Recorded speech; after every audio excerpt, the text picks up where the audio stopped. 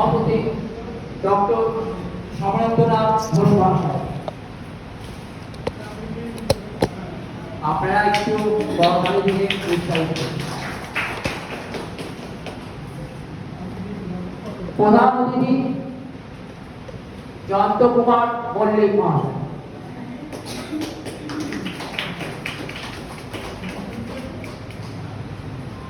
বিশেষ অতিথি তপন মুখার্জি মহাশয়।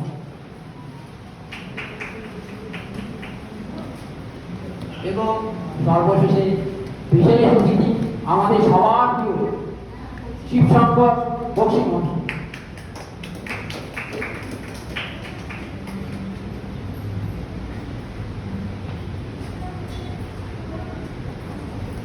আমি মঞ্চে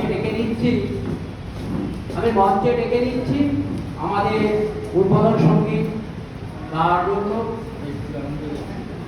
মহুয়া গাঙ্গুলি।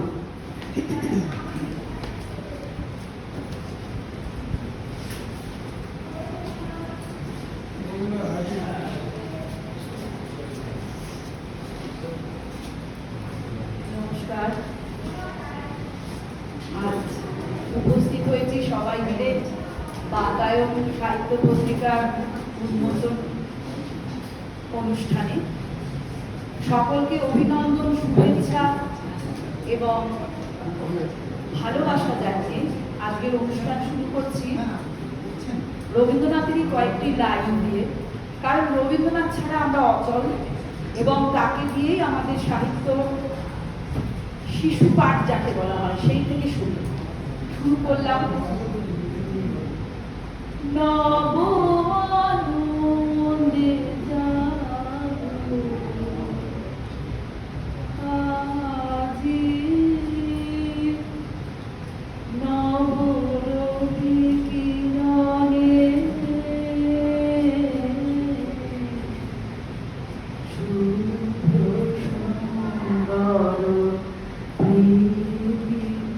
উজ্জ্বল নির্মল জীবনে নব আনন্দে জাগো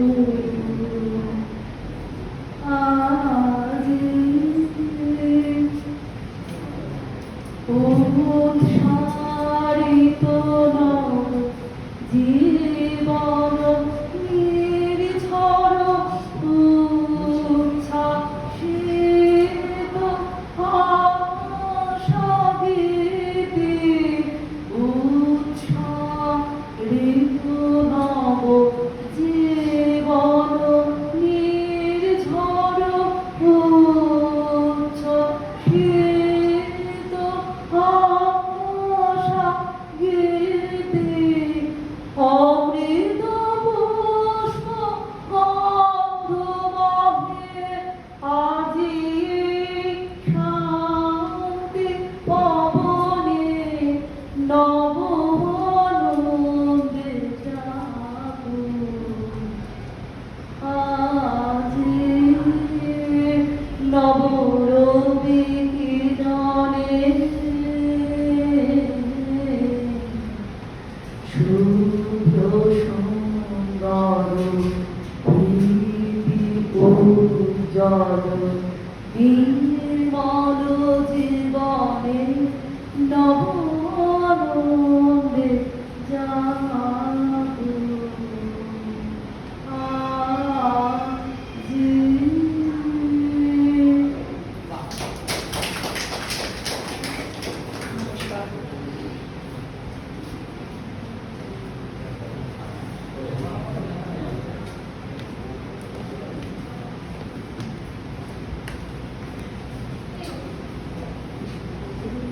আমরা আমাদের সভাপতি, প্রধান অতিথি এবং বিশেষ অতিথিদের বরণ করে থাকি।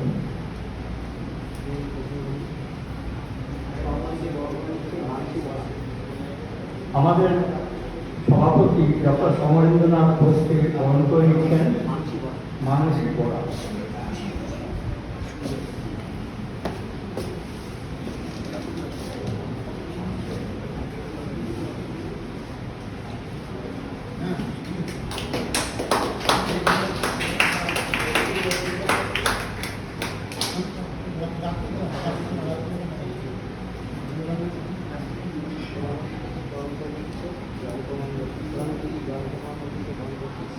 প্রধান অতিথি জয়ন্ত কুমার মল্লিককে বরণ করে নিচ্ছেন স্মৃতিকণা মার্কি।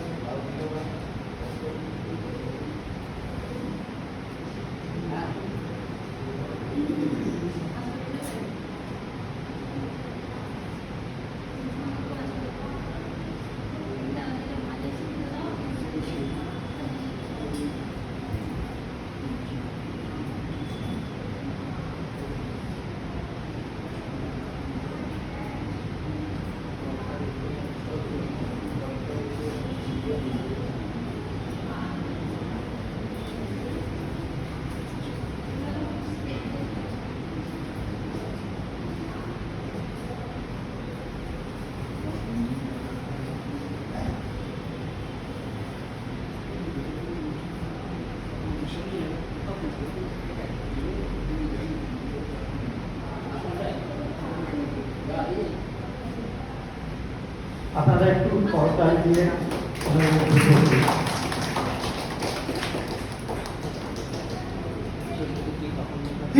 বিশেষ অতিথি তপন মুখার্জিকে বরণ করে নিচ্ছেন সোমা মণ্ডল।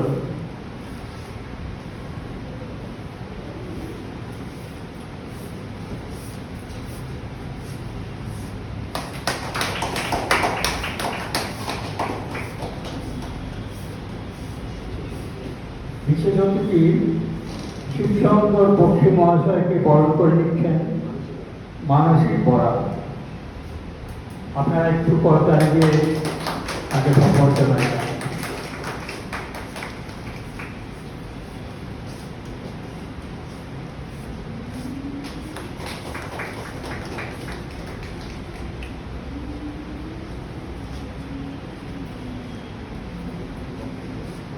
এবারে আপনাদের সামনে সংক্ষিপ্ত ভাষণ রাখবেন, বক্তব্য রাখবেন ডক্টর সমরেন্দ্রনাথ ঘোষ।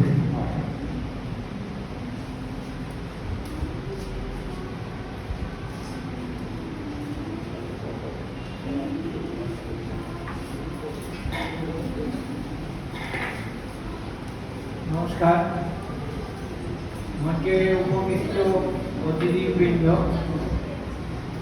মঞ্চের সামনে উপবিষ্ট গুণীজন এবং এই শব্দ প্রক্ষেপণ যন্ত্রটি যতদূর আওয়াজ যাচ্ছে যারা যারা শুনছেন সকলকেই আমার শুভেচ্ছা প্রীতি জানাচ্ছি। আজকের উদ্বোধনী সঙ্গীত নব আনন্দে জাগো সত্যি আমাদের নতুন আনন্দে জাগবার কথাই মনে করিয়ে দিয়েছে। একটু নেগেটিভ কথা বলতেই হচ্ছে, সেটা হচ্ছে যে এই অনুষ্ঠানটা আরম্ভ হওয়ার কথা ছিল 11টার সময়, কিন্তু এখন প্রায় 11:15। কাজেই আমি এই জন্য ঘড়িও করি না, কিন্তু নিজের ঠিক সময় আছে। সারা জীবন এটা মানি, আপনারাও মানবেন। রবীন্দ্রনাথ একটা অনুষ্ঠানে গিয়েছিলেন শান্তিনিকেতনে, তারা বলেছিল যে 5:30 আরম্ভ করবো। রবীন্দ্রনাথ গিয়ে দেখলেন যে একজন আছেন, দু একজন কর্মকর্তা রয়েছেন আর বাকিরা কেউ আসেন। তো তখন উনি বললেন কি একটি কাগজে লিখলেন, এসেছিলাম ঠিক সময়, দেখলাম কেউ নেই, আমার 5:30 যেন 5:30-এ।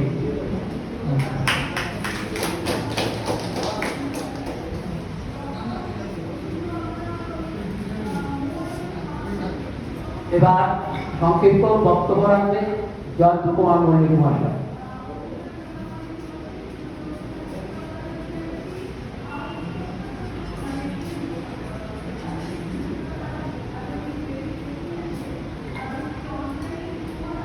শ্রদ্ধেয় সভাপতি মহাশয়, সম্মাননীয়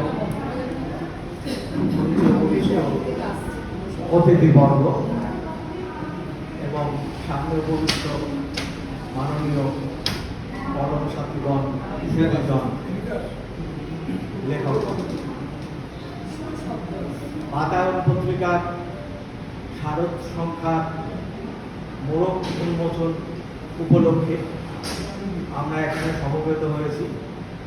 সেই কারণে প্রথমে এই পত্রিকার সম্পাদক মাননীয় অরুণ বাবুকে আন্তরিক কৃতজ্ঞতা জানাই। ছোট পত্রিকা আমরা সকলেই পছন্দ করি, তাতে লিখি। ব্যক্তিগতভাবে বলতে গেলে 1968 সাল থেকে আমি লিখছি এবং আমার প্রথম লেখা প্রকাশিত হয় 1972 সালে। কিন্তু দুঃখের বিষয়, এখন যখন পত্রিকা অনুষ্ঠানে যাই, ছোটদের, শিশুদের, বালকদের, তরুণদের, যুবদের উপস্থিত হতে দেখি না। এটা পরম আক্ষেপের বিষয়। 1978 সালে প্রথম যখন আমি ছোট পত্রিকা বার করি, তখন খিদিরপুর অঞ্চলে বসবাস করতাম।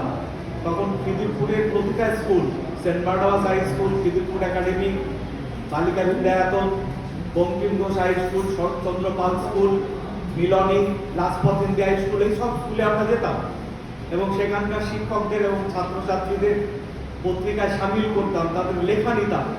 সেটা খুব দরকার। ছাত্রদের হাতে বই তুলে দিতে হবে, পত্রিকা তুলে দিতে হবে, কলম তুলে দিতে হবে, তাদের লেখার সাথী করতে হবে। আরেকটা বিষয়, আমি 35 বছর শিক্ষকতা করেছি, 23 বছর উচ্চ মাধ্যমিক বিদ্যালয়ের প্রধান শিক্ষক ছিলাম। 3টি স্কুলে কাজ করার সুযোগ এবং সৌভাগ্য ধন্য আমি।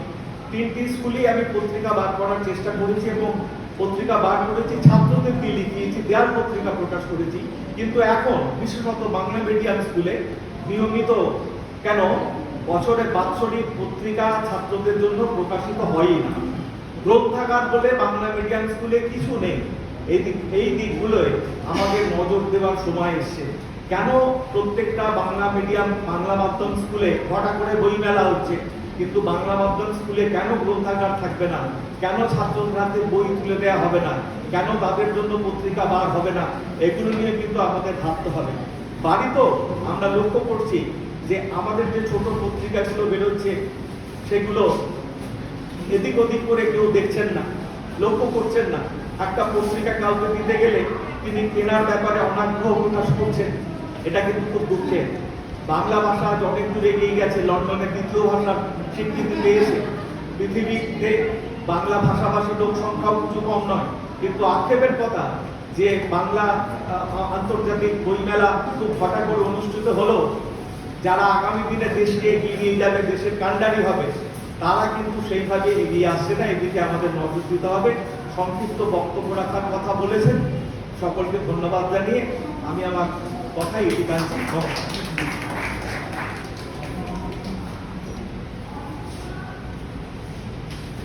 এবার বক্তব্য রাখছেন কমল কুমার মুখার্জি।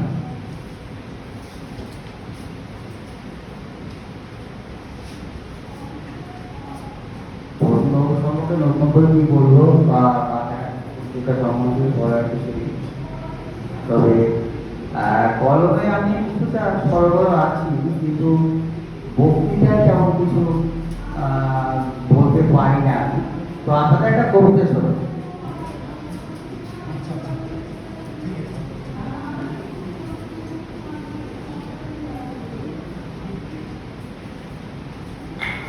প্রেম চিরদিন রহস্য। চাঁদের আলোয় নামটা লিখছিলাম আর তোমার কথা ভাবছিলাম। নক্ষত্র লোকের সীমানায় যেন ফুটে উঠছিল মোহময়। হঠাৎ হাওয়া নামটাকে বুকে নিয়ে উড়ে গেল তোমারই দিকে। তুমি তখন দূরে কাল পুরুষকে ছুঁয়ে, আর আমি নীরবে হারালাম হৃদয়। নীরব হাসির সুপ্ত গোপন অন্তরায় কথা বলিনি তোমার চোখে আনন্দ। উচ্ছল ছলাচ্ছল উচ্ছ্বাস বয়ে যায়। আমরা এক, আলাদাও নয়। প্রেমটা লুকিয়ে থাকে সময়ের পাতায়, নির্ঘুম রাতে জ্বলে ওঠে প্রুফ ছায়া পৃষ্ঠায়। কে জানে প্রেম ছায়া বাস্তব না স্বপ্নময়, বিভ্রান্তি ছড়ায়। আমি জানি রহস্যময়, রহস্যে প্রেম যে চিরদিনের প্রতীক্ষায়, তোমার ছোঁয়া আমার নীরবতায় মিলে যায়। নমস্কার।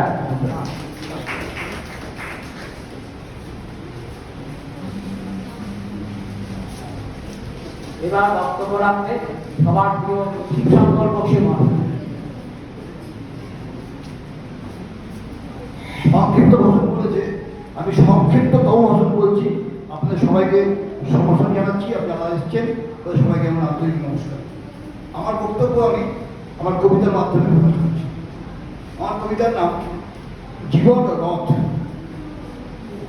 অনেক কথাই বাকি ছিল, অনেক কিছুই বলার ছিল, কতগুলো ছিল জেনে নেবার, কতগুলো ছিল জানাবার।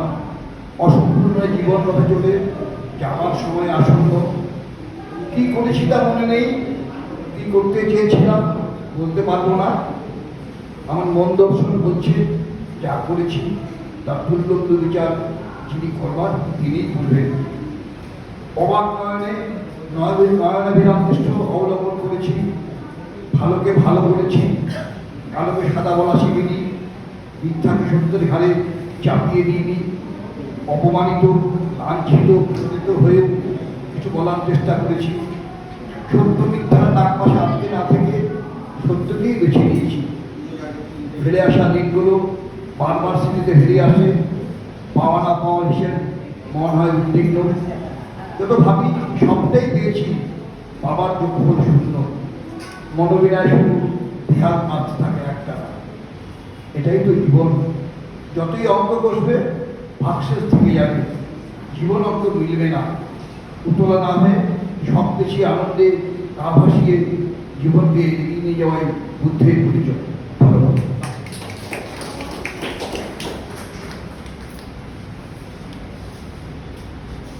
এবার বাতার সাহিত্য পত্রিকার সম্পাদক মহাশয়কে বরণ করে নিচ্ছে কৌশিক মণ্ডল।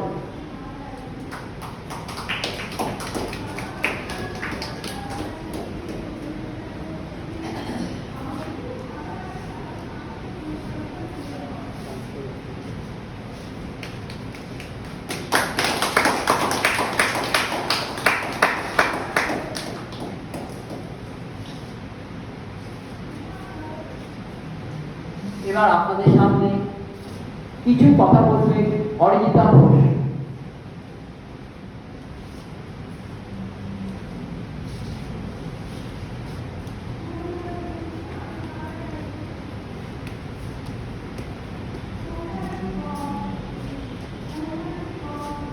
এখানে যারা উপস্থিত আছেন সবাই আমার বন্ধুজন। এখানে কেউ কবিতা পাঠ করবে, কেউ গল্প পাঠ করবে, কিন্তু আমরা যে কবিতা পাঠ করছি বা গল্প পাঠ করছি, আমরা কিন্তু সবাই কোনো না কোনো সম্পর্কের মধ্যেই আছি। সম্পর্ক বলতে গেলে একজনের সঙ্গে একজনের সম্পর্ক। একটা মানুষ যখন আরেকটা মানুষের সঙ্গে থাকে, তখন সেই মানুষটা আরেকটা মানুষকে বোঝাটা বড্ড জটিল হয়ে দাঁড়ায়। কারণ কি, মনের ভাব বা চোখের ভাষা, এই জিনিসটা বোঝাটা খুব দুর্বোধ্য আমার মনে হয়। কারণ কি, যদি বুঝতে পারতো তাহলে এই সময় যে এত ভাঙন, এই ভাঙনটা হয়তো হতো না। আমি সাধারণত কবিতাই লিখি, তবে মাঝে মাঝে কিছু অনুভূতি আমার মনে দাগ কাটে, সেই অনুভূতি নিয়ে কিছু কথা লিখেছি। আপনারা পাঠ করবেন কবিতা, পাঠ করবেন গল্প, কিন্তু তার আগে মনে হলো এই কথাগুলো আপনাদের সামনে আমি বলি, তাই এই কথাগুলো আপনাদের সামনে আমি বলছি। আমি যে লেখাটা লিখেছি, সেই লেখাটার নাম রেখেছি অব্যক্ত ভাষা। গল্পের কথায় কত কিছুই না বলা হয়ে যায়। ছোট্ট একটা সময় বলা হয়ে যায় পুরো একটা জীবনের গল্প। শব্দে, কারুকার্যে, বলা কথা, না বলা কথা দুই পেয়ে যায় তার প্রস্ফুটিত হবার সুযোগ। গল্পকার তার গল্পের ভাষায়, কাব্যকার তার কাব্যের ভাষায় নির্দ্বিধায় ব্যক্ত করে তার মনের কথা। গল্পকারের গল্প যখন অভিনীত হয় আমাদের চোখের সামনে, কাব্যকারের কাব্য যখন আবৃত্তি করে তারা আমাদের মনকে করে স্পর্শ, তখন কোথাও যেন আমরাও খুঁজে পাই আমাদের মনের ভেতর লুকিয়ে থাকা না বলা কথার প্রস্ফুটিত রূপ। মন বলে যদি সত্যি বলা যেত তাহলে মনের জটিলতার ভার সেটা হলো প্রেম। কিন্তু ওই যে রঙিন পর্দার শব্দের মায়াজাল বাস্তবিকতা থেকে অনেক দূরে। বাস্তবিকতা হাসে, সে বলে পারবি নিজের কঠিন পথ চলা, না ব্যক্ত করা কঠিন কথা মিলে ধরতে সবার সামনে। যা বলতে পারিসনি নিজের কাছেই, পড়াতে পারিসনি নিজের চোখের ভাষা, তাকে কেউ বুঝবে?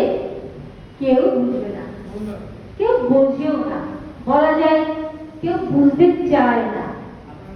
সবাই ভাবে নিজেকে নিয়ে, নিজের প্রাপ্তি অপ্রাপ্তি, নিজের সুখ নিজের চাওয়া পাওয়া এতটাই গুরুত্বপূর্ণ হয় যে বাকিরা হয়ে যায় গুরুত্বহীন। সম্পর্ক অনেকটা সেরকম, দুটি মানুষ পাশে থেকেও কখনো বোঝে না একে অপরের ভাষা। মনের ভাব চোখের পলকে এলেও অন্যজন বোঝে না সেই ভাব। সে ভাবে কি আছে এই চোখে, এই চোখটা আমি রোজই দেখছি, এই চোখ নতুন করে কি আর বলবে। কিন্তু মনেরও ভাব থাকে, সে নিজে না বলতে পারলেও অনুভূতি দিয়ে, স্পর্শ দিয়ে, চোখের ভাষা দিয়ে প্রকাশ করতে চায় নিজেকে। আবার কখনো কখনো এই ভাষায় গলার কাঁটা হয়ে দাঁড়ায়, সে অন্যের কাছে ধরা দিয়ে। তখন না থাকে সামনে এগোনোর পথ, না থাকে পিছনে ফেরার রাস্তা। মন বলে না শুনলাম মনের কথা, থেকে গেলাম তাড়িয়ে। কিন্তু কখনো কখনো এই বিশ্বাসটাই সবচেয়ে বেশি কষ্টের কারণ হয়ে যায়। বিশ্বাসের যদি আয়না থাকতো তাহলে তার ভেঙে পড়া শব্দে হয়তো অন্যজন নিঃশব্দে ভাষার বোঝার চেষ্টা করত। কিন্তু বিশ্বাসে আয়না যে দেখা যায় না, তা অদৃশ্য, তাই ভাষা বোঝা হয়ে ওঠে না। কি অদ্ভুত না যে ভাষা গল্পের পাতায়, কাব্যের ভাষায় সহজে বুঝে ফেলা যায়, সেই ভাষা পাশে থেকে হয়ে যায় বিপরীত। অথচ এই বোঝাটাই আজকে সবচেয়ে বেশি টান, যে বোঝার উপর নির্ভর করে গোটা জীবন। এই দুর্বোধ্যতাই দূরত্ব তৈরি করে একে অপরের মধ্যে। বুঝেও না বোঝাটা এত ভারী হয়ে যায় যে সঠিক বেঠিকের সমীকরণে সম্পর্কটাই যায় ভেঙে। পড়ে থাকে শুধু চোখে নিঃশব্দ আলোচনা। কেউ সব ভুলে নিজের মতো করে এগিয়ে যায় নিজের জীবনে, আর কেউ বুঝিও না ওঠার ভারে পাল্টে ফেলে নিজেকে। হাস্যকর হলেও এটাই সত্যি, যা চোখের সামনে দেখা যায় তা সবসময় সঠিক হয় না, আর যাকে বুঝতে হয় তাকে বুঝতে চাওয়া হয় না।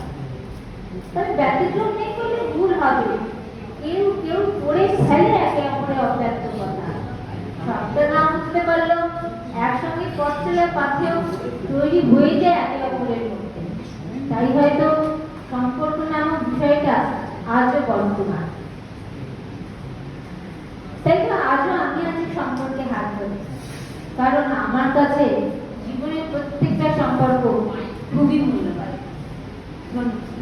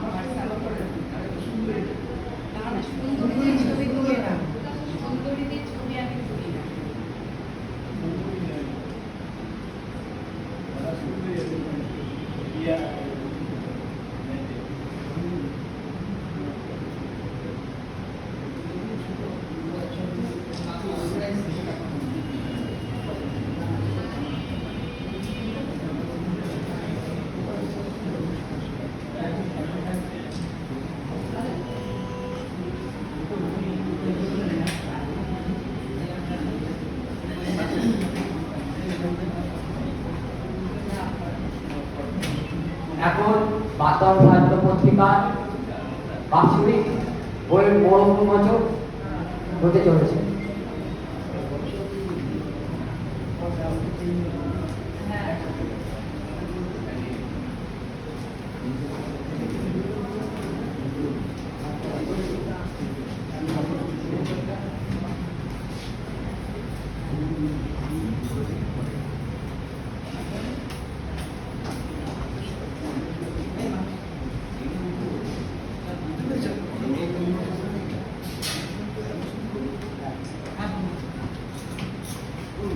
শুরু হলো বাতায়ন সাহিত্য পত্রিকার বড় বার্ষিকীর বইয়ের বড় উন্মোচন।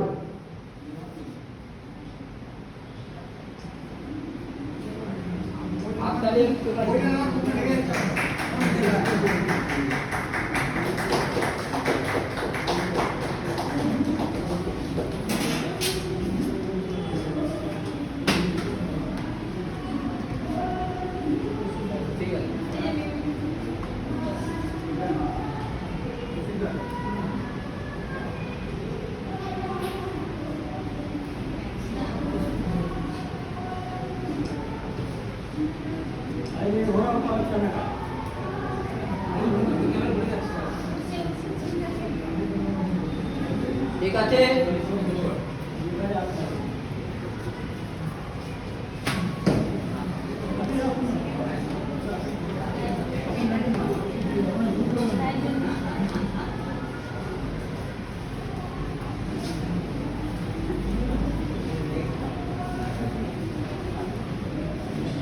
আমি রাজাদেরকে একটু মঞ্চে আসতে অনুরোধ করেছি।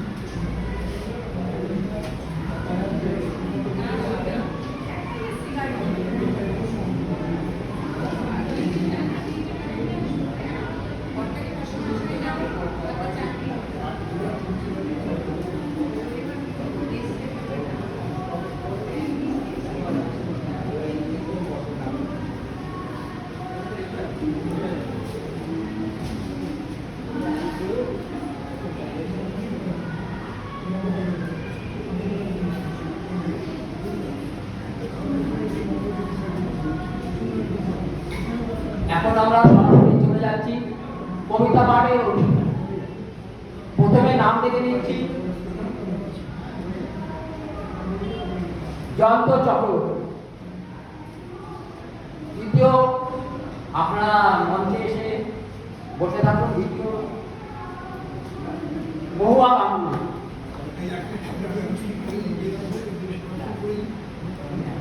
একটি বিশেষ ঘোষণা, আমাদের এখানে প্রত্যেক বছরই কবিতা পাঠের আয়োজন করা হয়। আয়োজন করা প্রত্যেক কবিকেই আমরা সুযোগ দিই কবিতা পাঠের জন্য।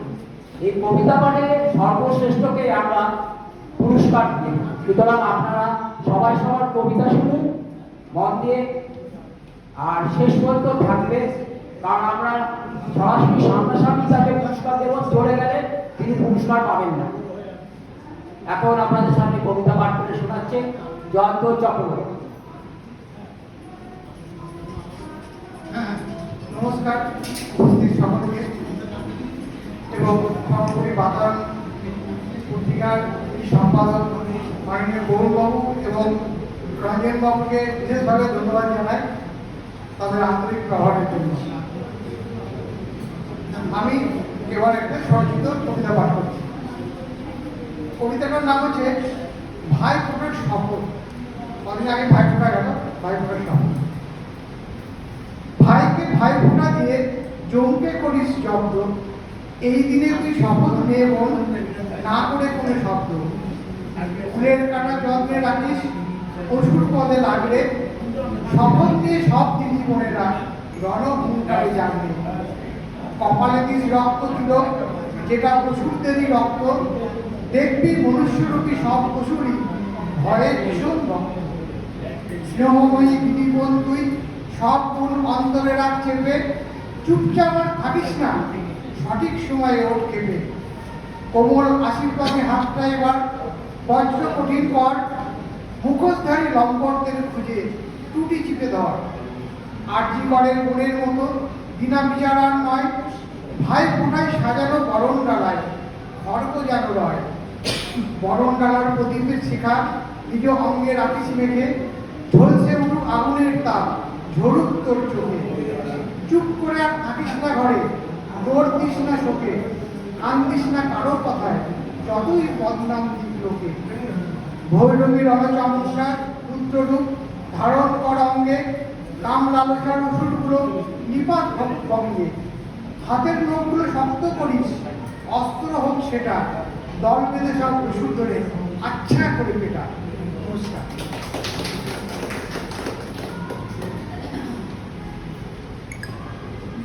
আমি আবার বলে দিই, আমাদের একটি কবিতা পাঠ হচ্ছে, তাতে আমাদের যারা আছেন, তিনজন যারা আছেন, তারা দেখবেন কার কবিতা পাঠ সবচেয়ে ভালো হয়েছে তাকে কিন্তু আমরা পুরস্কৃত করব।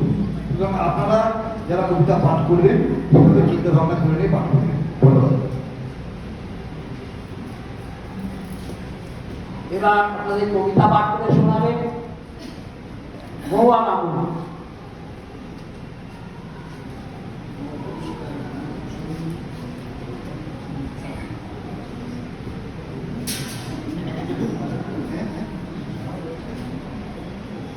নমস্কার, উপস্থিত সকলকে আমার শুভেচ্ছা অভিনন্দন এবং মঞ্চে উপস্থিত গুণীজনদের আমার শ্রদ্ধা প্রণাম।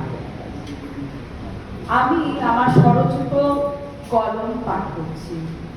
দৃশ্যপট। দৃশ্য হয়ে থেকো, শুধুমাত্র জেগে থাকা নয়, জাগিয়ে রাখতেও হবে। তুমি বলো ভোর হলো, আমি চোখ মেলো, তুমি দেখো গোধূলি রঙে আকাশ লাল, আমি দেখি ফুপিয়ে ওঠা চোখের কোল। আধার নামলে আকাশের রং গাঢ় কালো, আমি দেখি চাঁদ প্রদীপে আধারে কত আলো। শুধুমাত্র জেগে থাকা নয়, জাগিয়ে রাখাও বটে। শুধুমাত্র শুনেছি বলে তাও নয়, মনোনিবেশ খানিক মানিয়েও নেয়। যখন করের সংখ্যা অগুন্তি হয়, বুঝে নিও সময়ের হিসেবেও একদিন ঘুরায় না। গলাগুলো নীরব চিৎকারে ভীষণ বলে, তখন যেন প্রবল ঢেউ দুচোখ বরাবরের স্রোতে। স্বপ্নগুলো ঘুমিয়ে থাকে ঘুমে, জেগেই না হয় ফেরাটাকে আবার দেখো। নমস্কার।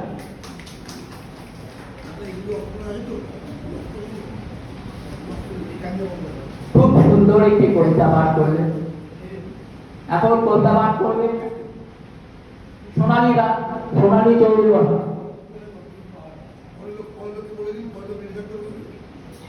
পরে নারায়ণ চন্দ্র দে প্রস্তুত থাকবেন। সোনালী চৌধুরী বসা।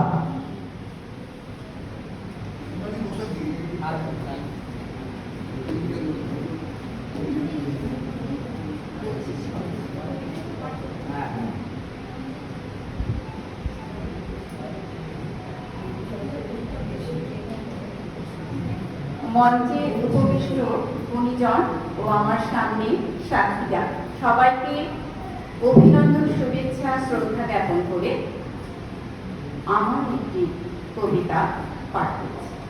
কলমে ও কণ্ঠে আমি। কবিতার নাম বিজয়া দশমী। উঠল বিষাদ, বইল বাতাস, মনের মাঝে একা লাগে বিচ্ছেদ সুর হাসছে আকাশ, সাজছে সবাই নিজের মতো, ললাটে সিঁদুর রঙিন পৃথিবী, সবার খুশি সবার মতো, চিনিয়ে নিয়ে খুশির ডালি সম্পদ সব আনলো তুলি, আনছে সবাই নিজের ভুলে, লেখা পড়া অপড়া সব মনে ভুলে, ভুলগুলো সব আসছে বছর রাখলো তুলে, যে যার ঘরে সবাই চলে, টানছে জীবন সমুখ পানে, তবু সবাই সবার তরে মনে মনে কথা বলে। পুজোর আনন্দে মাতল ভুবন, দেবী মা শিখাতে এলো, দুঃখ সুখে পাশে পাশে তোমরা জীবন রাখবে কেমন। মায়ের মুখের হাসি মেখে জীবনেতে তুফান ওঠে, থাকলে কর্ম হৃদয় জুড়ে, বিজয় দশমী বাজবে বিলম সুরে, রাঙিয়ে দিয়ে মনের সিদ্ধি মা বলিতে সিঁদুর খেলা, কাছে দূরে বছর ধরে থাকুক প্রীতি সবার ঘরে, অসুররা সব ত্রিশূল তলে থাকুক তারা পায়ের তলে, সবার মনে জ্বলুক আলো, ফিরবে উমা বছর পরে, ফিরবে উমা বছর পরে, মিষ্টি মুখে মিষ্টি মেয়ে আসবে আবার, শুনছো আসবে আবার, আসবে ফিরে, অশুভ শক্তির পতন করে শুভ শক্তির ধ্বজা ধরো, আসবে উমা বছর ধরে, শুভ শক্তির ধ্বজা ধরে। নমস্কার। সত্যি ফিরে আসুক আবার শুভ শক্তি, অসাধারণ একটি কথা। এবার নারায়ণ চন্দ্র দেব, প্রস্তুত থাকুন বিকাশ সাহা।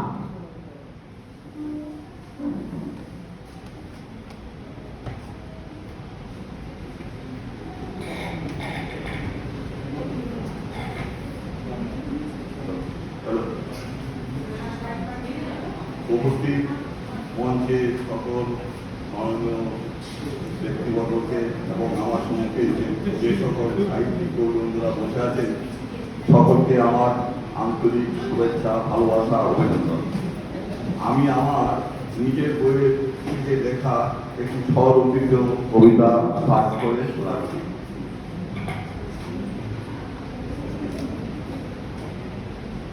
কবিতার নাম হাতের গন্ধ। অভুক্ত মানুষের কাছে হাতের গন্ধটা যে কি জিনিস তাই উপলব্ধি করেই লেখা, তাই আপনাদেরকে শোনাচ্ছি হাতের গন্ধ। চৈতি সমানে ঘর বাহির করছে, ছেলে অর্ককে 6টা ডিম আনতে পাঠিয়েছে, ঘন্টা 2 পরে 2 প্যাকেট ধূপকাঠি লয়ে এসে বাড়ি ফিরে আসিয়াছে। মা অর্কর কাছে জানিতে চায় এই দেরির কারণ। অর্ক বলে, মা দিচ্ছি তোমায় এই দেরির বিবরণ। আমি যখন ডিম নিয়ে ফিরেছি তখন দেখি জবা কাকিমা এক বালককে কইতেছে গালাগালি, যত সব চোর ছাচ্চর, ধূপকাঠি বিক্রির নামে যা পাবি তাই নিয়ে পালাবি। গালাগালি শুনিয়া বালকের 2 চোখে আসে জল। অর্ক তখন বালককে দেখে বলিল, কি হয়েছে আমায় খুলে বল। নাম আমার হেলান, থাকি বস্তিতে, ঘরে অসুস্থ মার ছোট ভাই ভোলা, দিন কাটে খুবই করুণ অবস্থাতে, ক্লাস করে পড়ি আমি। স্কুল থেকে যে কিছু ওইটুকু পাই তাই দিয়ে কোনো রকমের মা ভাই আমি অর্ধারে দিন কাটাই। তুই এত ছোট বয়সে ধূপকাঠি বিক্রি করতে পেরেছিস, কি করবো দাদা, সংসার যে আর চলে না। ভাই ভোলাও না খেয়ে থাকতে পারে না, সে তো খুবই ছোট, কিছুই বুঝতে চায় না। জানো মা, আমি ফেলানের কথা শুনে অবাক হয়ে যাই। পরিস্থিতি 10 বছরের বালককে পাত্র বয়স্ক করে তুলেছে তাই। ফেলান বলল, দাদা ধূপকাঠি নেবে, খুব সুন্দর গন্ধ, তোমাদের ঠাকুর খুব খুশি হবে। আমাদের ঠাকুর মানে? ঠাকুর তোর না? না গো দাদা, ঠাকুর কোনোদিনও গরিবের হয় না, গরিবের হয় শুধু ভাতের গন্ধ। তোমরা ধূপকাঠি নিলে তোমাদের ঠাকুর পাবে সুন্দর ধূপের গন্ধ, আর সেই সুবাদে আমরা পাবো অভুক্ত পেটে ভাতের গন্ধ। ওইটুকু ছেলের মুখে এত ভারী ভারী কথা শুনে আমি বাকরুদ্ধ হয়ে যাই। ফেলান বলে চলেছে, নেবে দাদা?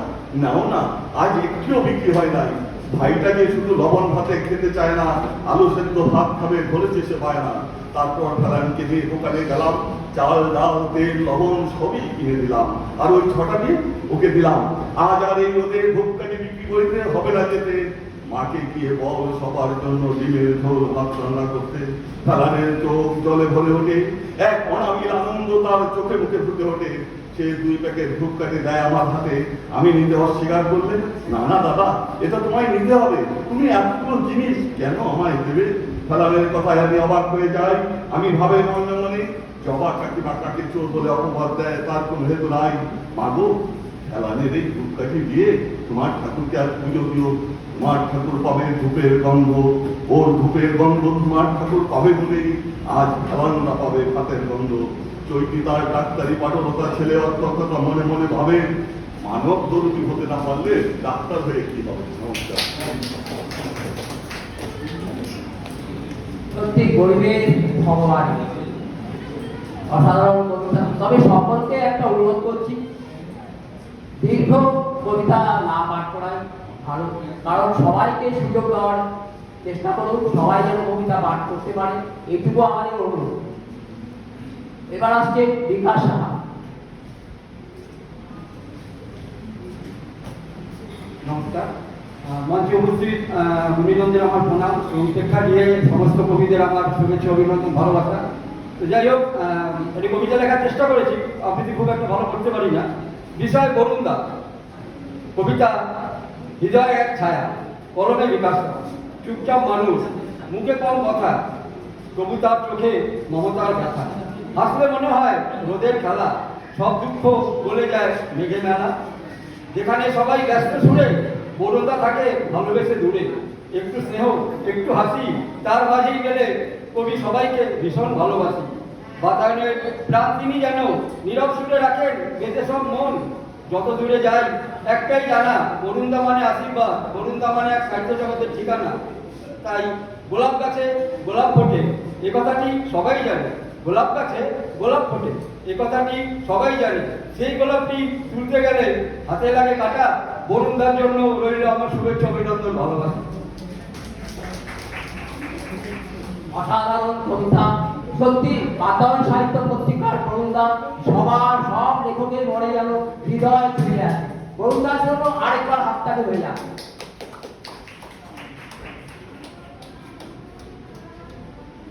এবার আসছে শেখ নজরুল ইসলাম।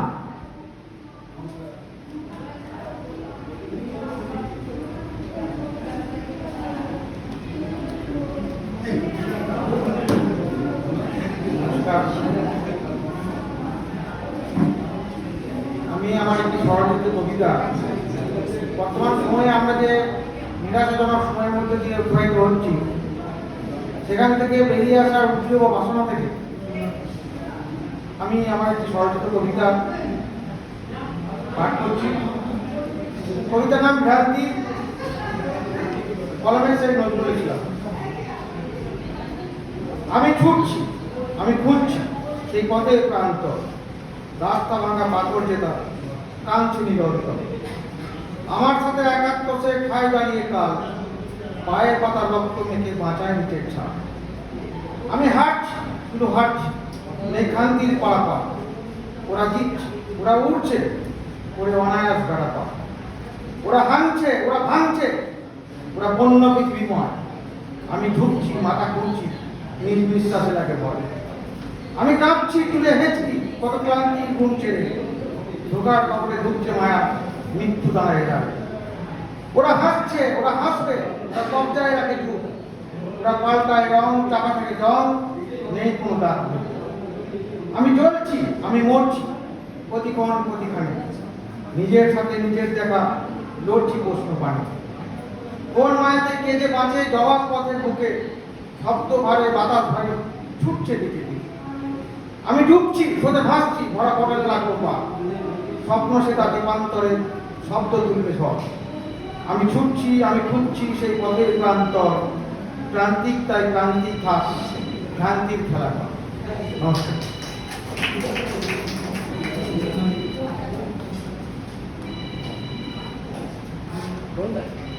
জয়ন্ত চক্রবর্তী ও জয়ন্ত চক্রবর্তী হাতে উপহার তুলে দিচ্ছে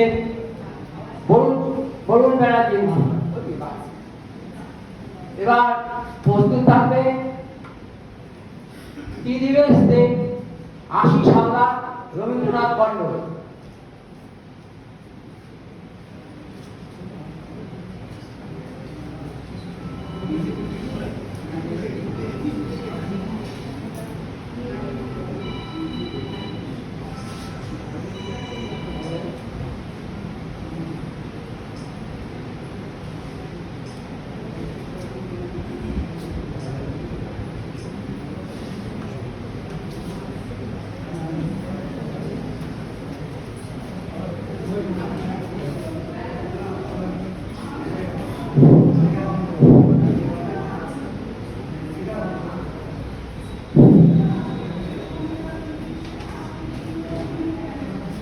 উপস্থিত সবাইকে অসংখ্য ধন্যবাদ। আমার স্বরচিত কবিতা পাঠ আমি একটু করছি। সমকালীন আমরা দৈনন্দিন জীবনে যা ঘটনা ঘটায় সেই নিয়ে আমি একটা ছোট্ট কবিতা লিখেছি। শুধু একটা দিন শুধু আমার জন্য, নিজেকে দেখে নিয়ে আয়না, প্রতিদিন সকালে উঠে সেই একই দৌড়ঝাঁপ, সেই একই হিসাব, সেই একই দায়িত্ব। শুধু একটা দিন আমার জন্য, বাচ্চার স্কুল, সংসারের বাজার, দায়িত্ব, ক্লান্তি কোথাও যেন হারিয়ে গেছে। এক সময় গান শুনতাম, গল্প লিখতাম, কবিতা লিখতাম, ভালো লাগলে হঠাৎ বৃষ্টিতে ভিজতাম। মাঝখানে জীবন থেকে হারিয়ে গিয়েছে। বুঝে ওঠে আমার তো একটা হৃদয় আছে যে মাঝে মাঝে একটু বিশ্রাম চায়। যখন মন চায় ঘুরে বেড়ায়, শুধু নিজের সাথে থাকি, নিজের মতন করে বাঁচি। একটা দিন, শুধু একটা দিন, শুধু আমার জন্য, নিজেকে দেখে নিয়ে আয়নায়, প্রতিদিন সকালে উঠি আর প্রতিদিন সকালে উঠি। নমস্কার।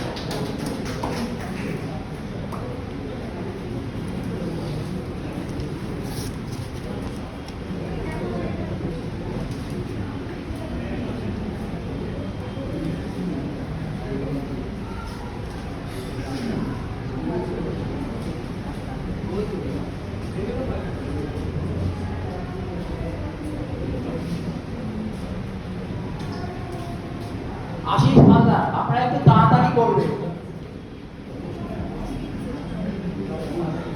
হ্যালো, উপস্থিত গুণীজনদের আমার শ্রদ্ধা প্রণাম জানিয়ে আমার নিবেদন একটি কবিতা। কবিতার নাম বাবা। কাল স্রোতে ভেসে যায় সময়ের আয়ু, শিলালিপির নীরব ছায়ায় খোদাই হয়ে আছে তোমার নাম। ফুল শুকিয়ে গেছে অনেক আগে, তবু ভালোবাসার গন্ধ রয়ে গেছে আজও। তুমি নেই, কিন্তু আকাশে ভেসে আসা প্রতিটি বাতাসের প্রতিধ্বনিতে তোমার হাসি শুনতে পাই, অন্তিম প্রার্থনার মতো নিস্তব্ধ। তোমার প্রতিকৃতি দেওয়ালে টানানো, প্রতিদিন তোমায় দেখি সবাই। কত মানুষ আসে, কথা বলে চলে যায়, সকলের পদচিহ্ন মুছে যায় বৃষ্টির জলে, কিন্তু তোমার স্মৃতি অমলিন শিলালিপির মতো আমাদের হৃদয় চিরন্তন। জীবনের প্রতিটি নিঃশ্বাসে, প্রতিটি স্পন্দনে আছো স্মৃতির সমাধি হয়ে।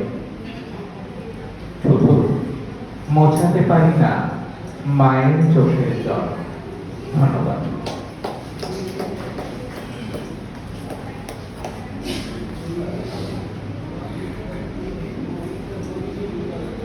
রবীন্দ্রনাথ মণ্ডল, এরপরে গোপাল চাহারা,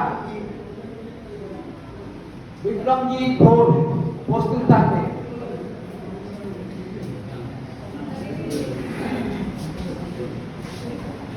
নমস্কার।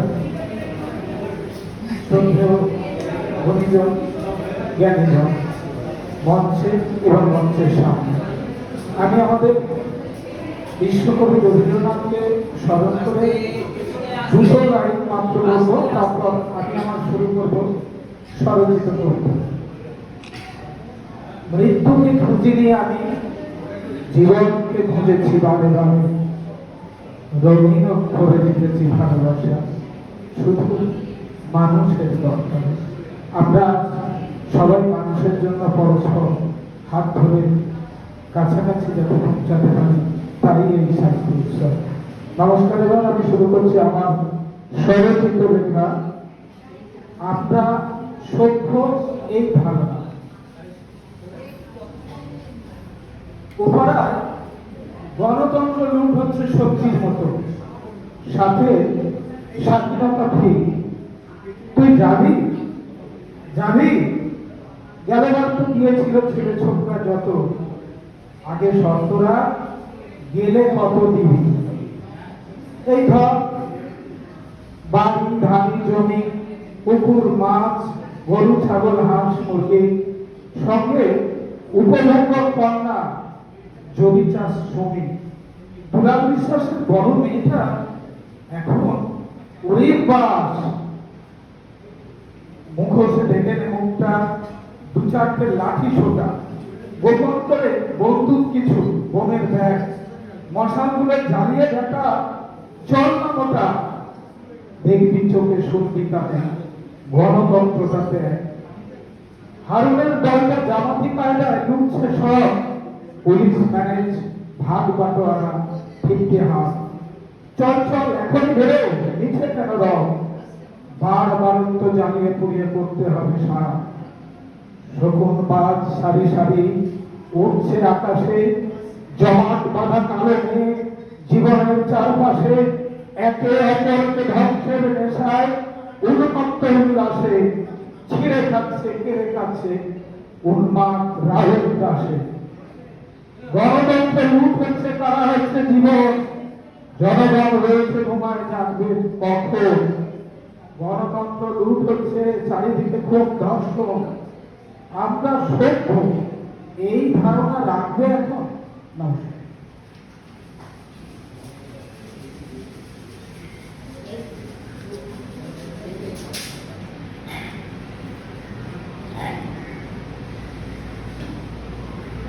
নমস্কার, আমি বিশ্বজিৎ ঘোষ, মঞ্চে উপবিষ্ট সকলকে এবং সামনে উপবিষ্ট সকলকে প্রীতি, শুভেচ্ছা ও ভালোবাসা এবং বয়োজ্যেষ্ঠ প্রণাম জানিয়ে নিজের লেখা একটি কবিতা পাঠ করছি। কবিতাটির নাম আমি কে। তোমরা জানতে চেয়েছো আমি কে, আমি নিজেই জানি না আমার পরিচয়। আমি রাতের অন্ধকারে অমাবস্যার চাঁদ দেখতে চাই, ফিরে পেতে চাই হারিয়ে যাওয়া স্মৃতি, চাই সত্যের বাণীকে আঁকড়ে ধরতে। কিছুই আমি পারি না, পারি না প্রতিবাদের ঝড় তুলতে, পারি না হাসি কান্নার জগৎটাকে সুখের মাঝে ভুলিয়ে রাখতে, পারি না অসংখ্য দেবতাকে একসাথে খুশি করতে। আমি যে জানি না আমি কে। তোমরা জানতে চেয়েছো আমার পরিচয়, দিতে পারলাম না, হেরে গেলাম তোমাদের প্রশ্নের কাছে। ধন্যবাদ।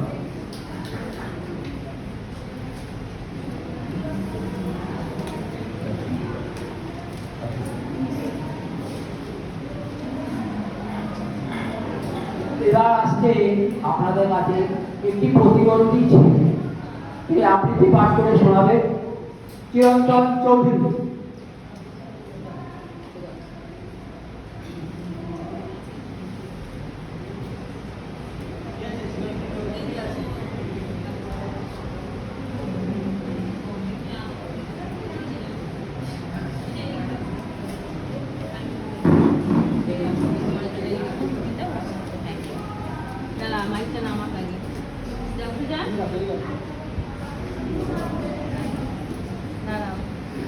এখন বলবেন আগে সেই তো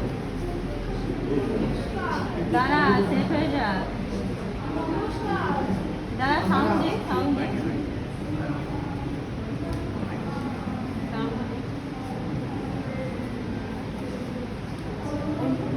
নমস্কার সুকুমারের হুকুমুকো হ্যাংলা হুকুমুকো হ্যাংলা বাড়িটার বাংলা মুখে তার হাসি খাই দেখেছো নারীটার মানে কি কেউ তাহার জানে কি কেউ কবুতার কাছে দেখেছো শ্যামাটার মামাটার আমি নিয়ে ছাড়াটা আর তার কেহ নাই ছাড়া তাই বুঝি আকাশে মুখখানা আকাশে বসে আছে কানো কানো বেচারা ঠপ ঠপ পায়ে সে গাল কাছে গাল করা দুটার গাল থেকে নাড়া দিন চালিয়ে আমাকে তিন মাঝে জীবনে করি এর থেকে পুরে হতে ওই পুরে সাথে সাথে করে দিতে এর মানে হলো কি মমতার হলো কি হলো করতে করে দেখি কোনো বাড়ি বসে দিন মানে কিছু করি কেউ নাই পাইলে কেবিনা হয়ে গেলে বললেন ওইটাই খুশি বললেন নাই রে নমস্কার রামুরা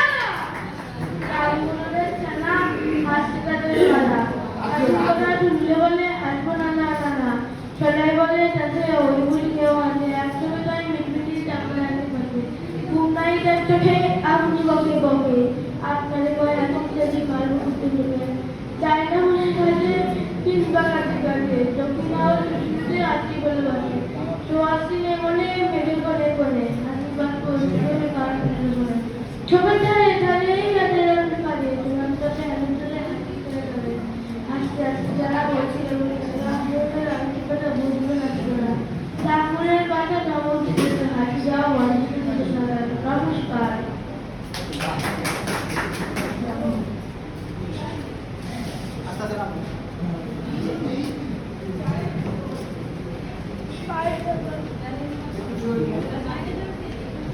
গৌতম সমাদার সুদীপ ধারা প্রভাস কুমার ঘোষ তারই মধ্যে এরা প্রস্তুত থাকছে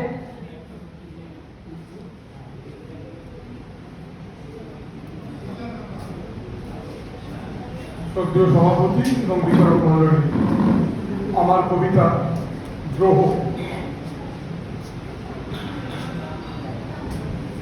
বেদিমূলে পড়ে থাকা উপাচার, ছড়িয়ে ছিটিয়ে থাকা মঙ্গল ঘট, সমাজেও নারীত্বের অবমাননা, মঞ্চ বেঁধে নারী মুক্তির স্লোগান, নারী উন্নয়নের ফাঁকা আওয়াজ, কর্মরত অবস্থায় ধর্ষণ, লাশ হওয়া, রাষ্ট্রশক্তির অঙ্গুলি হেলনে বিচার না পাওয়া, এত আইন এত বিল, তবুও নারীত্বের অসম্মান, কখনো বিজয় আস্ফালনে কিশোরীর মৃত্যু, আইন কলেজে চলে গণধর্ষণের ঘটনা, অসুস্থ বললেও জোটে না চিকিৎসার সুযোগ, নেতাদের আত্মবাক্য আইন আইনের পথে, নারী সেই পড়ে থাকে অন্ধকারে, দরকার দ্রোহ, এই দহনে কলরবে ভরে যাক গলি থেকে রাজপথ, লক্ষ কোটি মানুষের পদশব্দে কেঁপে উঠুক গ্রাম থেকে শহরের সব পথ, থেমে যাওয়া নয়, থামিয়ে দেওয়া, উড়িয়ে দেওয়া পৌরুষত্বের অহংকার, তবেই মিলবে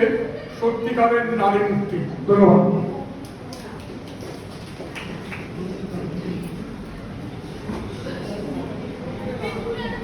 সুদীপ ধারা,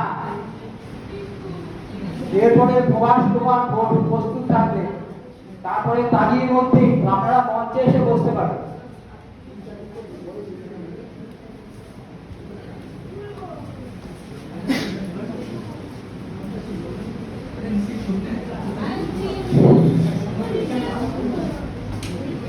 প্রথমে এখানে আগত সকলকে অভিনন্দন। কবিতার নাম অভিমান।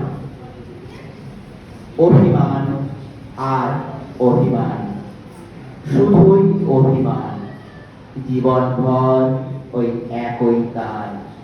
তুমি কি সত্যিই অভিমানী, নাকি সবটাই অভিনয়? অভিমান, হ্যাঁ, তারও লাগে অধিকার। কে দিল এই অধিকার? অধিকারহীন অভিমান, সে তো প্রাণহীন দেহ যেন। অভিমান রূপী অভিনয় আজ তবে কেন? ঢাক ঢোল পিটিয়ে অভিমান, সে তো মনের ভ্রম। প্রকৃত অভিমান জানে না নিয়ম, মানে না কোনো ক্রম। হৃদয়ে ঘুরে যদি বেদনা জাগাও, অভিমান সে ভাষা পায়। নীরবে ভেলা অশ্রু যদি হয় গো অভিমান, অধিকারের প্রকাশ তবে কি হয় বিধান। তুমি বলো আজ হৃদয়ে বাজি অভিমানের সুর, আমি বলি অধিকারহীন অভিনয়। অভিমান বহুদূর, অভিমান বহুদূর। নমস্কার।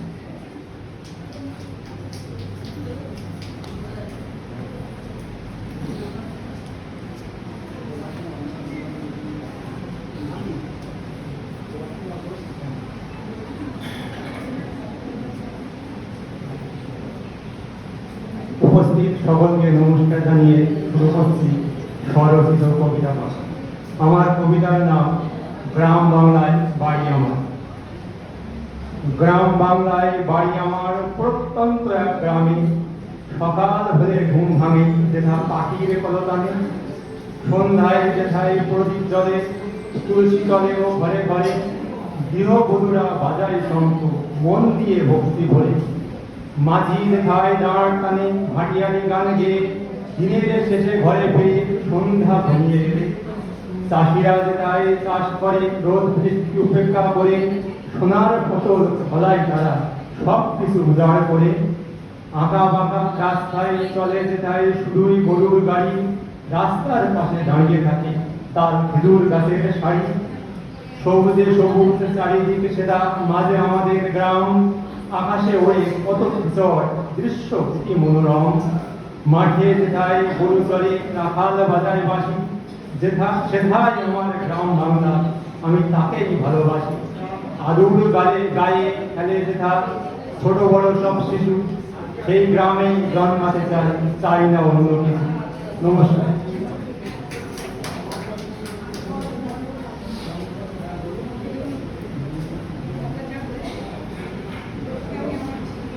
তাদের মধ্যে নেই কল্যাণ মুখার্জি, নিবাস চন্দ্র অধিকারী, মালা অধিকারী, অর্জিতা ঘোষ। এরা প্রস্তুত থাকবে।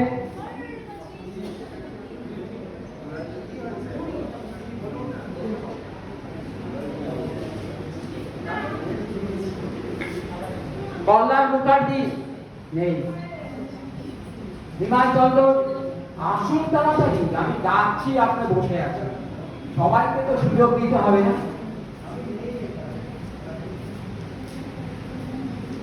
এরপরে নিমাই চন্দ্র অধিকারী প্রস্তুত থাকুন, মালা অধিকারী প্রস্তুত থাকুন, জয়শ্রী বসু।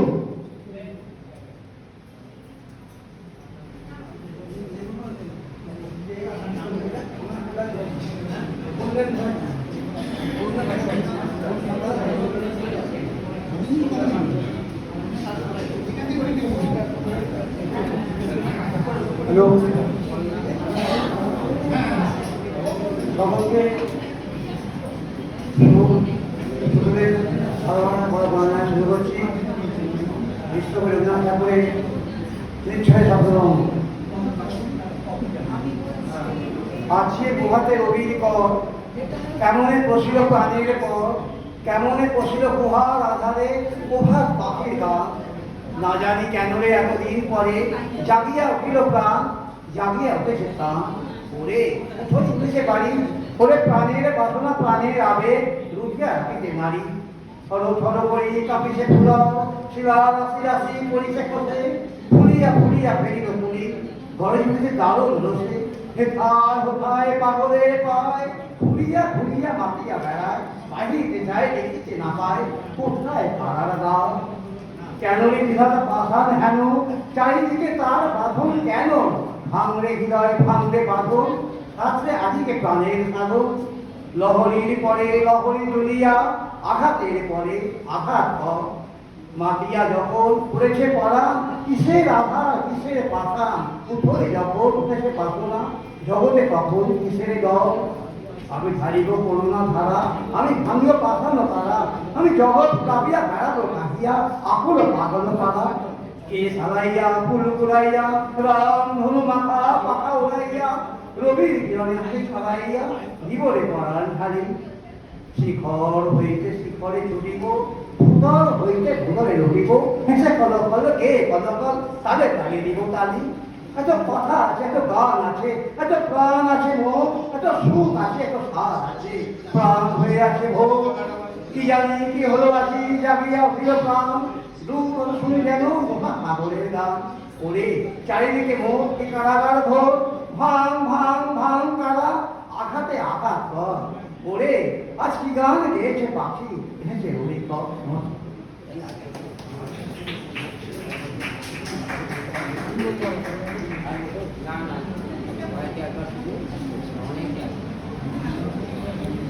আমি মঞ্চে শিবব্রত দাকে একটু আসার জন্য অনুরোধ করছি।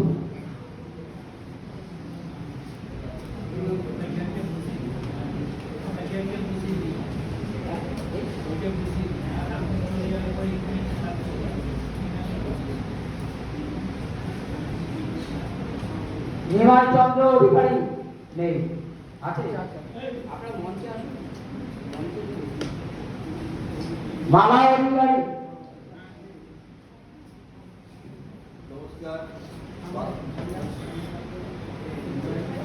নমস্কার। বাজারের সব পরিবর্তনের জায়গায় আমার ভালোবাসা শ্রদ্ধা। আমার একটু ছোট কবিতা আমি এই পরের জন্মে কোনো বাগানে গোলাপ হয়ে ফুটি, তুমি পারবে কি আমাকে তুলে নিতে? আমি যদি পরের জন্মে পাখি হয়ে ফিরে আসি, তোমার খোলা জানলায় উঠে দিয়ে তোমাকে দেখি, পারবে কি আমাকে তুলে নিতে?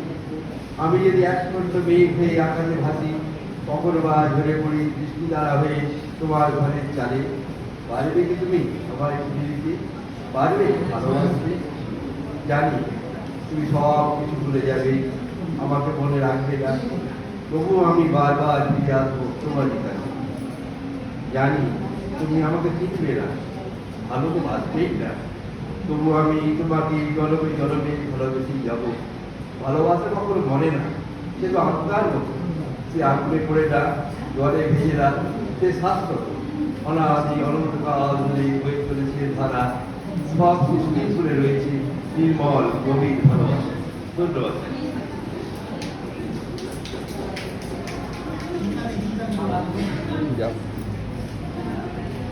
মালা অধিকারী।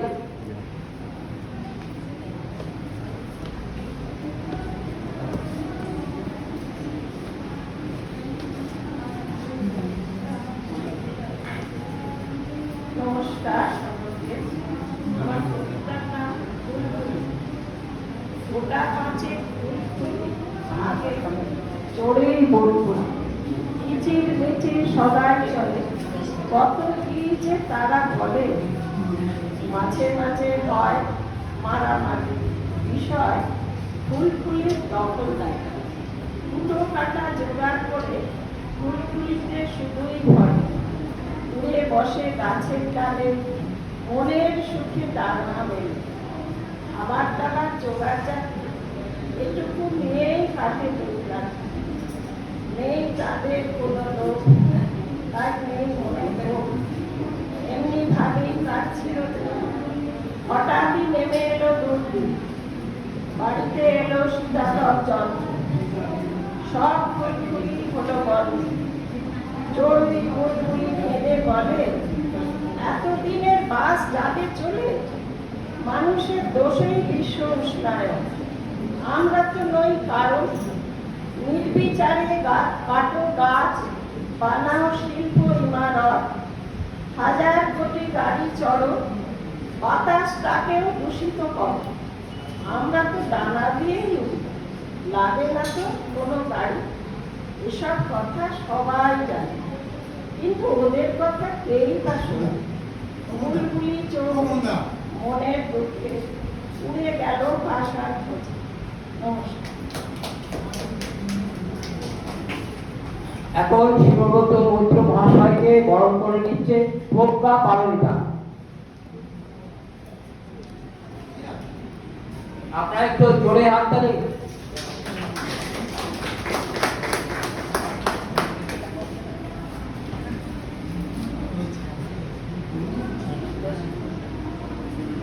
এখন কবিতা পাঠ করে শোনাবে জয়শ্রী বসু। পরবর্তী রবিশঙ্কর পাল।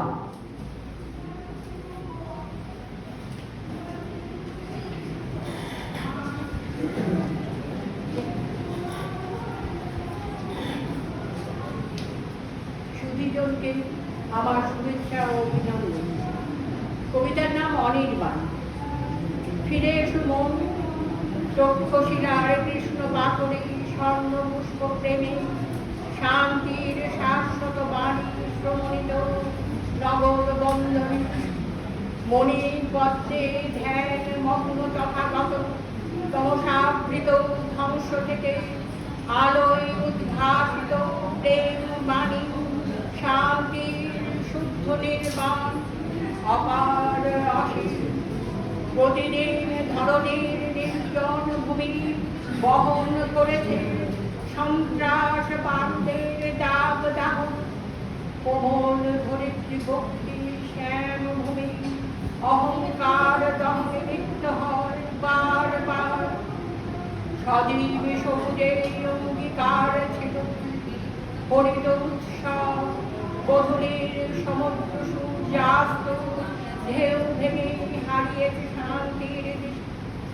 তবু সত্য ছিল আকাশ নির্বাণ, অন্ধকার নিভে গেলে সোনালী সকাল, অমৃতের শব্দ সংখ্যা বেদ মন্ত্রে দিলে শুভ নমস্কার।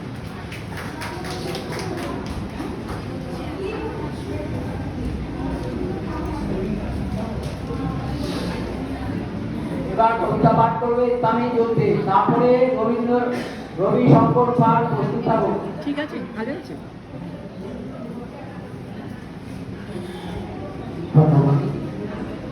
একটা বিস্ফোরণ চাই তুমি যুদ্ধে। আমার মধ্যে ক্রোধের আগুন জ্বলছে, অন্তরের শিরায় দাও দাও শিখা, অতৃপ্ত ক্ষুধার মতো জমে থাকা ক্ষোভ যেন ভেঙে দেয় সব শৃঙ্খল, সব বাধা। একটা বিস্ফোরণ চাই, নিঃশব্দ রাতের বুকে চিড়ে বজ্রের মতো অপমানের অন্ধকার ছিন্ন ভিন্ন করুক। দমিয়ে রাখা স্বপ্নের মাটি চাপা কান্না উঠে যাক আগ্নেয়গিরির লাভার মতো। একটা বিস্ফোরণ চাই, আমার নীরবতা আর নীরব না থাকুক, ধ্বনিত হোক প্রতিটি পদক্ষেপে প্রতিবাদ।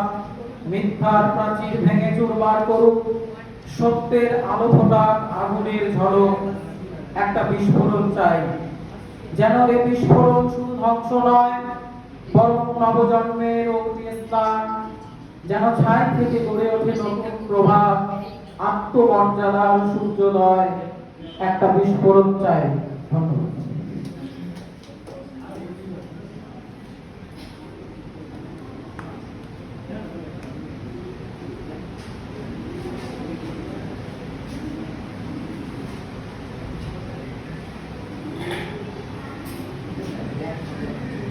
নমস্কার, উপস্থিত সুধীবৃন্দ, সবাইকে আমার শ্রদ্ধা ভালোবাসা। আমরা এখন দশম অবতারের অপেক্ষা।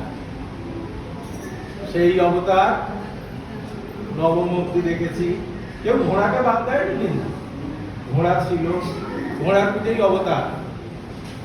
আমরা এখানে অনেক মানুষ আছি যারা দেবী কুমার জেনারেশনের, অর্থাৎ 1960-এর আগে পড়ে, আর এখন 210 আলফা জেন।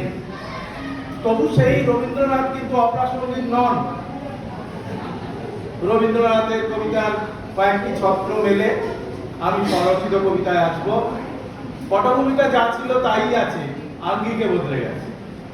তাই তো উপেন সেই সময় জমিদারের চক্রান্তে জমি জমা হারিয়ে যখন পথে ঘাটে ঘুরছিল, একদিন মনে হলো সে আসবে, সে দেখবে তার হারানো জমি, হারানো বাস্তু কেমন ছিল, সে কি তেমনই আছে। এসে চিনতে পারছে না তার বাস্তু, তার জমি, তার আমবাগান, কিছুই সে চিনতে পারছে না। মাতৃমায়ের প্রতি তার ক্ষোভ, রবীন্দ্রনাথ বলছেন, ধিক ধিক করে শতধিক তোরে নীলাজ তুলটা ভূমি, যখনই যাহার তখনই তাহার, এই কি জননী তুমি? সে কি মনে রবে একদিন যাবে, ছিলে দরিদ্র মাতা, আঁচল ভরিয়া রাখিতে ধরিয়া ফল ফুল শাক পাতা।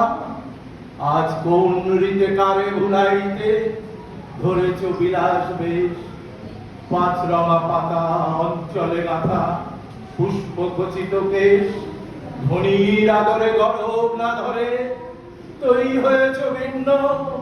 সেদিনের কোন লেশ নাহি অবশেষ, সেদিনের কোন চিহ্ন। কল্যাণময়ী ছিলে তুমি ওই ক্ষুধাহরা সুধা রাশি, যত হাসো আর যত করো সাজ, ছিলে দেবী কোলে দাসী।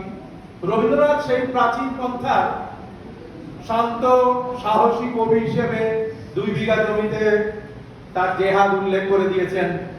আজকের গণতন্ত্র এগিয়ে চলেছে, সমাজতন্ত্র এগিয়ে চলেছে। আমরা 10ম অবতারের অপেক্ষায় আজও চাই সেই ঘোড়া আসুক। যে ঘোড়া চলে গেছে সেই ঘোড়া চলে যায়নি, সেই ঘোড়াই আসবে। ঘোড়াকে বলতাম আমরা তুরাগ। আমার স্বরচিত কবিতারও একটা নির্বাচিত অংশ খালি বলবো।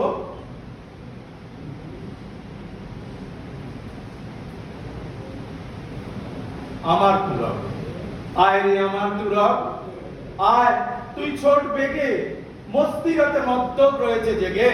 যে নামি হোক বেনামি হোক, মায়ের আঁচল দিব্যি তোর পিঠাতেই চড়বো। তুরাগ তোর পা দিয়েই ভাঙবো পাপের জোর। চিন্তা করিস না রে জেন, চিন্তা করিস না রে জেন। শুভর সঙ্গে সহজ জটিল প্রেম, 3 হোক 3 কুড়ি পার, তবুও বেবি গুমার। 60-এর দশকের উপস্থিত যারা আছেন বা তারপরে যারা আছেন তারা নিশ্চয়ই বুঝতে পারছেন আমাদের সেই প্রজন্ম আর আজকের জেন প্রজন্ম। যে মেয়ে ছিল তোর পেশায়, মারলি তারে নেশায়।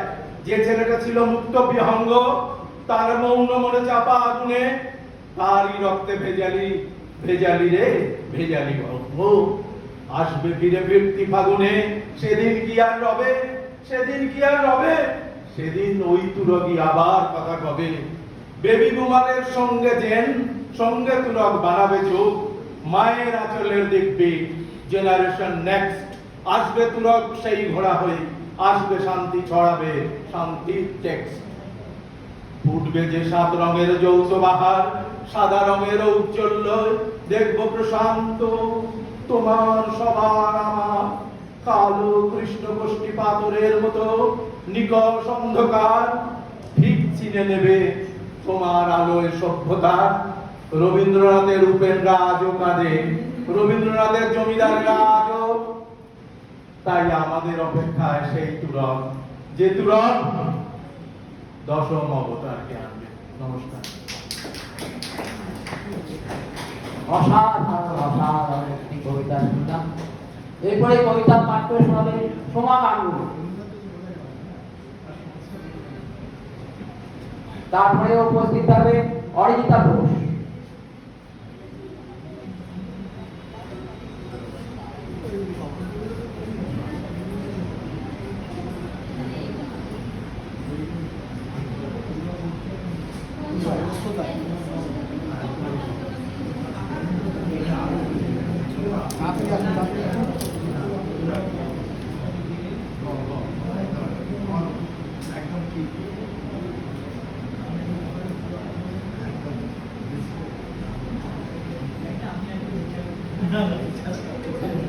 নমস্কার, প্রেক্ষাগৃহে শুভ অপরাহ্ন। আজকে আমার নিজস্ব কবিতা কথা বলা। কথা বলা হয়নি বলে কত সম্পর্ক নীরবে হারিয়ে গেছে, দূরে সরে গেছে কাছের মানুষজন, শুধু কথা বলা হয়নি বলে। চেনা মুখগুলো কালের নিয়মে অচেনা মুখে পরিণত হয়েছে। কথা বলা হয়নি বলে জানতে পারলো না সামনের মানুষটা তার প্রাপ্য সম্মান ও ভালোবাসার কথা।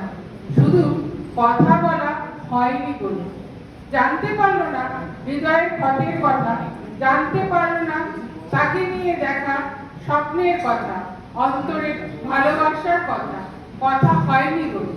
সামনের মানুষটা জানতে পারলো না তাকে নিয়ে কেউ দূরে পাড়ি দিতে পারে, তাকে কেউ যত্ন করে হৃদয়ের ক্যানভাসে ছবি আঁকতে পারে। কথা বলা হয়নি বলে সেটাও জানতে পারলো না। নমস্কার।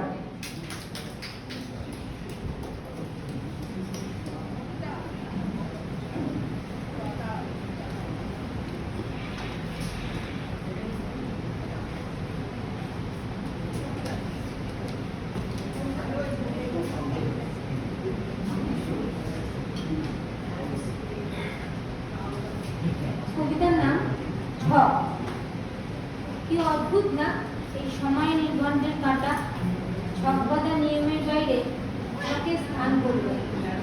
কিছু প্রশ্ন আর উত্তরের মাঝে তৈরি হয়ে যাওয়া আরো কিছু প্রশ্নের ভান্ডার। যে প্রশ্ন ভাবার, নিজেকেই প্রশ্ন করে কেন সময়ের কাঁটায় সবই তো সমান, তাহলে সঠিক কি আর বেঠিকই বাকি? বহমানের জীবনে আগত আর অনাগত এই দুই বর্তমান, এই দুইয়েরই অবস্থানে নিজেকে মানিয়ে চলার অবিরাম প্রচেষ্টা। তবু ওই যে স্থান পরিবর্তন, যাতে হয়তো পাল্টে যাবে গোটা মানুষকে। চেনা গণ্ডি, চেনা মানুষ পাল্টে হবে অচেনা মানুষের কোলাহল। যে কোলাহলে বুঝতে হবে নিজেকে নিজের নতুন পরিচয়হীন না হয়েও নিজের অন্তরাত্মাকে দিতে হবে নতুন রূপ। অদ্ভুত না, যা ছিল জানা, যা ছিল আমার ইচ্ছা, সবই যেন স্বপ্নের মতো হারিয়ে যাওয়া। অনেকটা সাপগুলোর মতো, যে খেলায় হারও আছে, জিতও আছে। আছে হারের পরাজয়ের পর নতুন ছকে আবার জেতার লাগে। এই পরিবর্তনটাই হয়তো নির্ভর, যে নির্ঘণ্ট ঠিক করে কোন ঘরে বসবে কোন কাঁটা। কোনো কাঁটা এগোবে, কোনো কাঁটা পিছবে। আর এই এগোনো পিছনের খেলাতেই দেখা হয়ে যাবে সারা জীবনের ছক। যে জীবনের ছকে থাকে সবার অলৌকিক সে বুদ্ধি সাজায়। আর এই বুদ্ধির দানে কখনো উত্তরের জায়গায় বসে যায় জিজ্ঞাসার চিহ্ন। তাই নির্ঘণ্টের মাত্র বড়ই অল্প, কখনো আলো ও কখনো মেঘের ঘন্টা। ধন্যবাদ।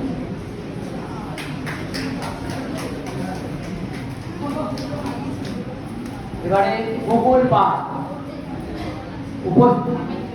এর পরবর্তী স্মৃতিকণা মাইতি সাহা।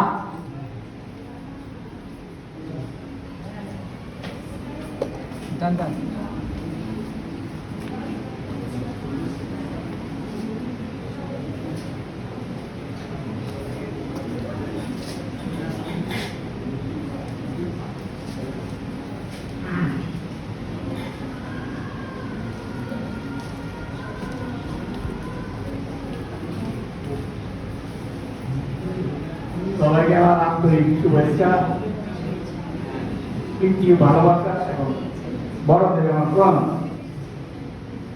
আমি কবিতা আমি পারি না ভালো, তবে এখানে নাম আছে, আমার পাঠ করতে হয়, ফর্মালিটি এই জন্য করতে হয়। কিন্তু আমি কবিতা এখন এইখানে যারা আছেন সবাই কিন্তু আমার সিনিয়র, আমি স্বীকার করি। কারণ আমি অবসর সময় কবিতা লিখি, এইটা আমার কাছে এমন কিছু গুরুত্ব নাই। আমি ফুটে রয়ে একজন আর্টিস্ট, ছবি আছে, এটি আমার কাছে প্রধান কাজ।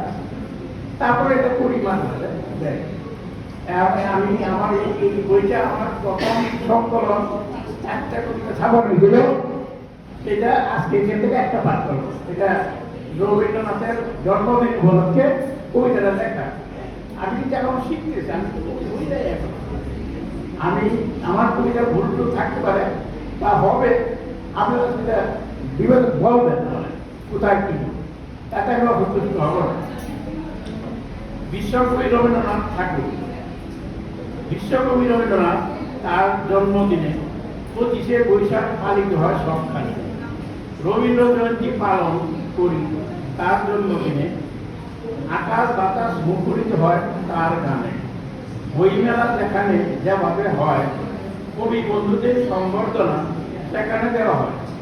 কবিতা পাঠ আর গান গাওয়া হয় যথাযথ মানপত্র দেওয়া হয় তুলে শুভেচ্ছা বিনিময় মিলন মেলার করে হাসি মিটি বিদায় নেন জ্ঞান আহার করে নেমেন্দ্র আর পদক দিয়ে কবিদের সম্মানে রবীন্দ্রনাথ বিশ্বকবি তার জন্মদিন। এটা খুবই সাধারণ কবিতা, আমি এগুলি পছন্দ করি। স্কুলের ছাত্ররা যাতে পড়তে পারে, বুঝতে পারে সে। আমি কবিতার জন্য কবিতা লিখি না, ছাত্রদের জন্য কবিতা লিখি। আমি এখানে বাচ্চা ছিলাম, সেই জন্যই রয়েছে। নমস্কার।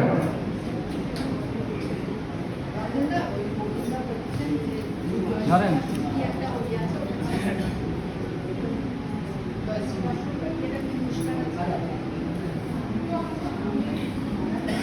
মানসী বড়া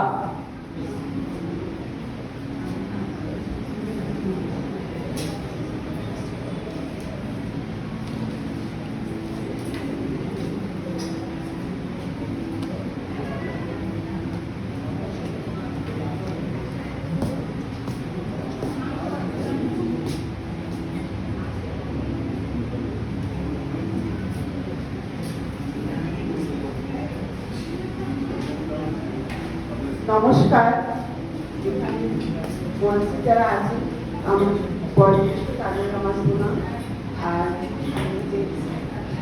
সকলকে আমার শুভেচ্ছা ভালোবাসা জানিয়ে আমি একটা আঞ্চলিক কবিতা পাঠ করছি। কবি শরৎ কুমার মুখোপাধ্যায় কবিতা বঙ্গভূমি। তেমন দিন কবে আসবে যখন গরুর পাখি চুরি আকাশে চিঠি চিঠি মানবকে শুধাবেন উড়িয়ে উঠা ত্রিকেশ্বর দড়ি ভরি জল টমটম করে মাঠ ভরি ধান কাউকে মানুষরা খিলখিল খিলখিল করি হাসে অন্তর্জনী নাচেন নিভৃতি নিভৃতি হাসবে ভাবেন তোমার মনে নাই কতবার এই তোমার মনে নাই কত পূজা দিয়েছ।